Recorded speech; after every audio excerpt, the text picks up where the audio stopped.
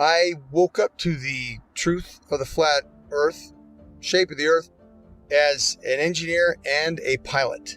So I've studied engineering, physics, 3 different ways: basic physics, electric physics, and construction physics.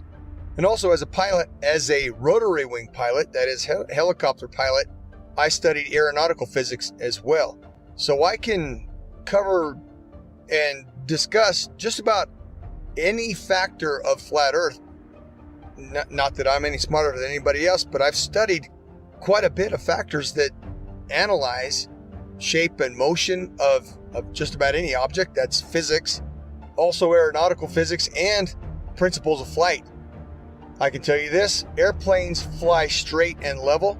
That's even an aviation term, straight and level.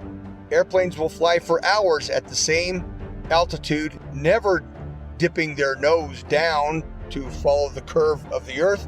An aircraft on a 12-hour or even 18-hour flight from Portland, Oregon to Seoul, Korea, that would have that aircraft starting at one point and then flying so far around the earth that it's flying downwards with its nose vertically downwards, and then starting to go around the curve of the earth so that the airplane is now flying upside down. Would have to make that kind of a flight path on a globe, which is, it's such an absurdity. So that being said, I come into the true shape of the earth, the flat earth, as a skeptic, like most anyone else. I'll tell you my story. My buddy told me about this. He said, "Rob, you need to learn about the ice ring. You need to learn that the earth doesn't move. This globe is garbage." And I laughed at him. I said, "Are you kidding me? I'm not even gonna look into that." And he said, "That's fine." He said, "That's fine. You don't have to look into flat earth. But until you do," he said, "until you do look into flat earth, you will remain a slave of the matrix." And interestingly enough, at this point, this was more or less November, December 2015. I had already mentally resigned from the U.S. military for 3 years. I had already resigned because of Benghazi. I realized, and I saw for myself, I'd been working with U.S. as an Army officer, working for State Department for a good 10 years. And so what I did, I turned my physics awareness, I turned my studies into analysis of the shape of the earth. Radar is simply another form of radio transmission. Radio includes anything within the range of the electromagnetic spectrum. Electromagnetic spectrum, also known as light. Radio is the transmission of light, whether it's visible light or radio waves which are not visible.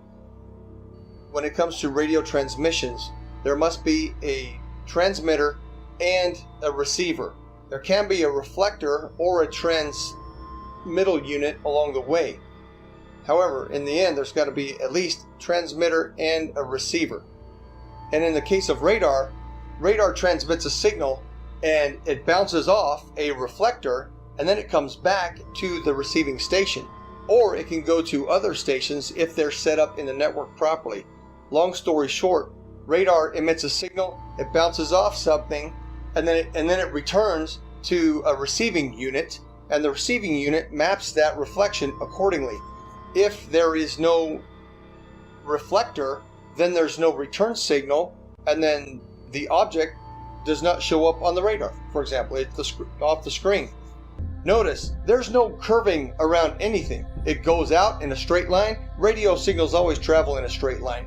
So the transmitter sends the signal out to the target, bounces off, and it comes back in a straight line. Radar cannot travel over the curve, and hence radar is dependent on line of sight, direct beam from the transmission to the target. It reflects and it comes straight back. There is no curving around anything, thus is radar. The fact proven from multiple points that there is no Coriolis to the motion of the earth. And I'm speaking from a pilot's perspective, also an engineer's perspective, because I obtained a degree as an engineer before I went to flight school. So I'm both a pilot and engineer at once. So number one, there is no rotation of the earth, proven by the fact that a helicopter pilot can hover the aircraft indefinitely, motionless, above a single point of the Earth. If the Earth were spinning, as soon as that aircraft left the ground, the Earth would spin out from under it. Now, somebody may say that the air of the atmosphere rotates along with the Earth, which is one of the most absurd concepts imaginable, because if that were the case, then all wind would travel with the Earth. There would be no alternating wind currents when we know that the jet streams fly overhead, clouds move in multiple directions overhead, and a kite flying over the stationary Earth. The fact that a kite flies because of wind passing through, that proves that the Earth does not. That proves that the air does not move in unison with the Earth. Number 2, airstrips do not rotate away from a landing aircraft. Anybody who's seen a pilot's view when an aircraft lands, well, the aircraft lands to a motionless airstrip. If the Earth were rotating, the pilot would have to turn to the angle at which the airstrip is rotating away and land at the speed of the airstrip, which is absurd, simply absurd. Airstrips do not rotate away from the aircraft, and on an east to west landing strip, if the aircraft is landing to the west, the airstrips do not land moving towards the airplane. That's insanity. Okay, simply stated. I've done many of them personally. I've flown more than 1,070 hours in both helicopters and airplanes, and I will tell you factually that aircraft meet their checkpoints, they take off, they meet their checkpoints, and they land exactly as planned on a flat stationary map. No pilot, I say again, no pilot has ever accommodated for the rotation of the Earth when planning flights and takeoff to checkpoints along the way, and then landing.